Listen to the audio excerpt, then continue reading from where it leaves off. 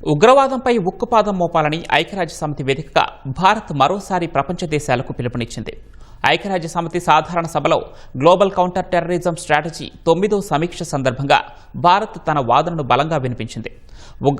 ఉగ్రవాది అని ఉగ్రవాదాన్ని సమర్థించేందుకు ఎలాంటి సాకులు వెతకుండా ప్రపంచ దేశాలు కలిసికట్టుగా పోరాడాలని ఐరాసలో భారత శాశ్వత ప్రతినిధి హరీష్ పర్వతనేని పిలుపునిచ్చారు.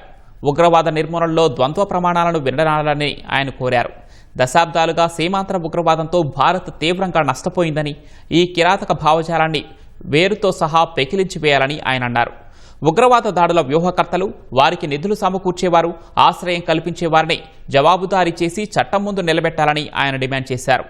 ఉగ్రవాదులు కొత్త టెక్నాలజీలను దుర్వినియోగం చేయడం పట్ల భారత్ తీవ్ర ఆందోళన వ్యక్తం చేసింది. సాంకేతిక సాధనాలు వారి చేతుల్లోకి వెళ్లకుండా చూడటంలో ఐరాస సభ్యదేశాలు ఇప్పటికీ ఒక ఏకాభిప్రాయానికి రాలేకపోవడం బాధాకరమని పేర్కొంది. ఉగ్రవాద వ్యతిరేక పోరుపై అంతర్జాతీయంగా తీసుకురావాల్సిన సమగ్ర చట్టం దాదాపు 3 దశాబ్దాలుగా పెండింగ్లో ఉండటంపై భారత్ అసంతృప్తి వ్యక్తం చేసింది.